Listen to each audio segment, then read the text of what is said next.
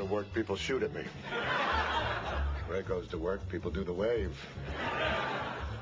When I met Ray, you know, I have to tell you, and I spent years on the road in stand-up. I never ran into him, so I didn't know who he was.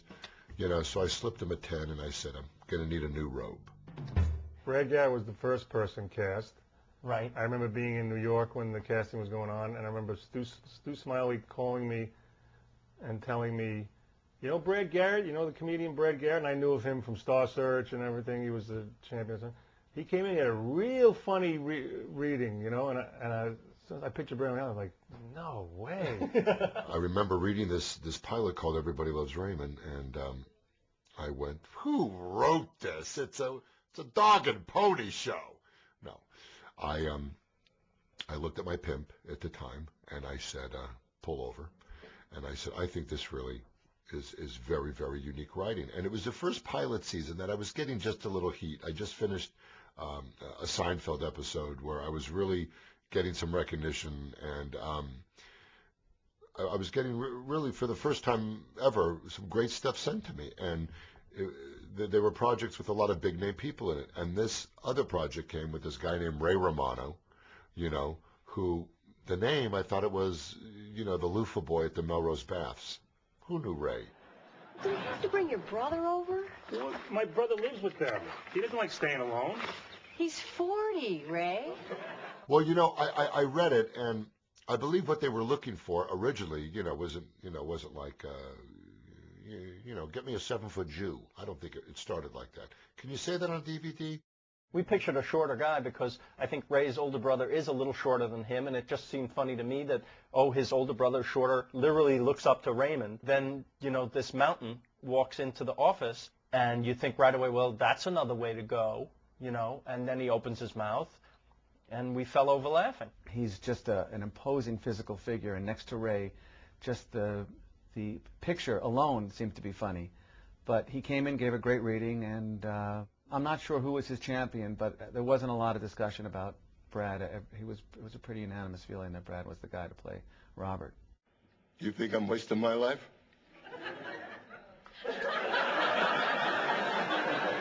Well, it's different with you, dear. Casting Doris was probably one of the more difficult parts of the pilot. Hi, Mom. I saw your car pull up before. You didn't call. Well, actually, before I started the show, I was directing a play that had 23 people in it, music, way in over my head. Doris was on my original list, and you want that person who knows exactly who Marie Barone is. And a very small handful of people walked in the door armed with that knowledge. Over 100 women had auditioned for this part prior to me. What took them so long, I don't know. I went out to the waiting room and I called her name.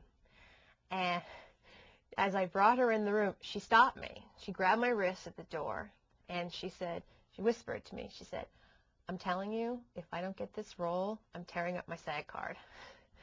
And first of all, the pressure of that was terrifying to me at the time, to be told by this fabulous actress who has worked forever in this business.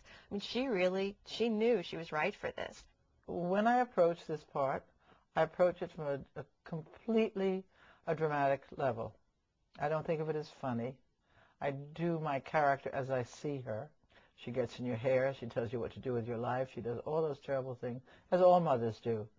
But I find that I walk a very thin line, and you can laugh at me. Deborah, I brought you some baking soda for your fridge. I smelled something questionable. From across the street? No, when I was here yesterday.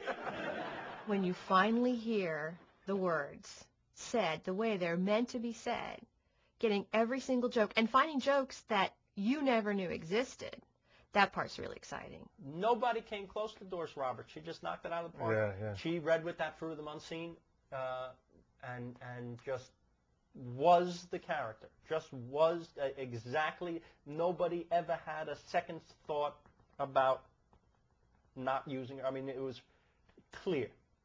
It's nice when that happens because there's no doubt. Peter, it was a tougher, I mean, that was more of a, not a stretch, but I think Peter Boyle was an idea that I came up with, actually. I said, let's go a little bit more off-center, somebody who you wouldn't think of. And frankly, we were pleasantly surprised that an actor of Peter Boyle's caliber would want to do a sitcom. Let me just smell their heads once more. Dad, please, please, Dad. It's the fountain of youth.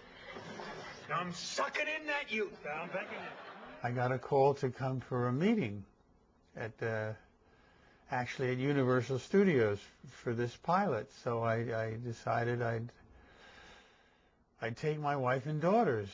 We were working in this very odd remote office, and at Universal it was very hard to find, and Peter didn't have a pass and he got lost. All the while my wife is saying to me, "Do you know where you're going?" Well, when you don't know where you're going and your wife is saying, "Do you know where you're going?" it makes you snappy. By the time he reached Ray and Phil, he like boomed in the door, with the steam coming out of his ears. I was a little edgy. And I confess, it's hard to admit this in front of millions of people who are watching this DVD, but I have a temper. I attribute it to my racial heritage. I am an Irish person of Irish descent, and I have a temper, and I snapped a little bit. He scared us both, and we said, okay, you have the part. We weren't going to argue with him. I didn't think it was a major snap, but basically, that's how I got the job. All right, I'm going to ask you quickly move to your nearest exit. It's the fourth quarter. Dad, please, buckle up and go.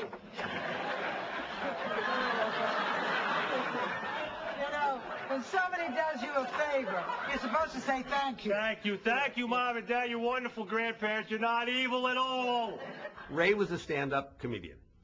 It was real important that we have an actress with him, somebody who had a great deal of acting experience that would make Ray better, that he had somebody to bounce off of.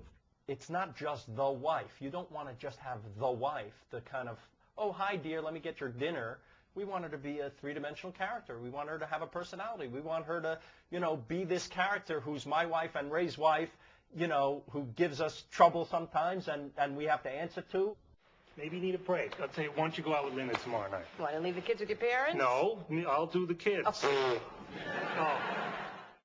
It was pilot season, and I hadn't gotten anything. My husband and I had 2 children at the time, and I distinctly remember sitting out on our back steps clipping coupons to save, 99 cents on 2 packs of ballpark franks. Her agency had called, and I returned the call, and the agent said, "What about Patricia Heaton?" And in my head I thought,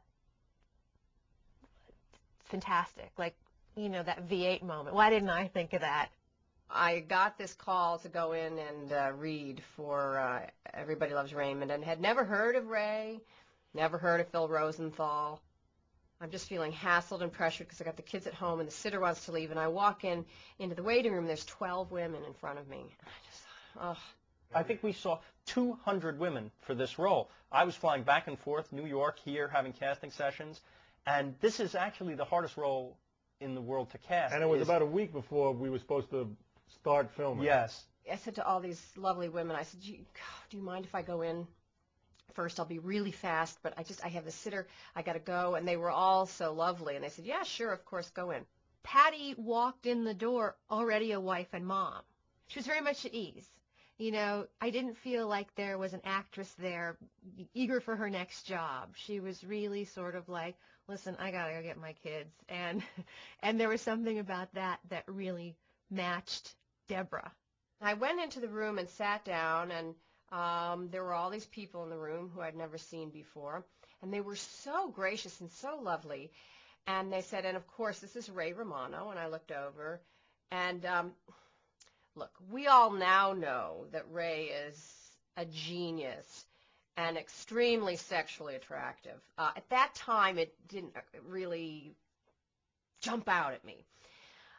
And so when I looked at him, I just thought, oh, well, better get some more coupons because I'm going to need them. That was one of those, she just comes in and meets. She doesn't have to read with us, right? But she did. But she did read, I know. And she even kissed you. Yes. Which, for Ray, that was like, we have a winner.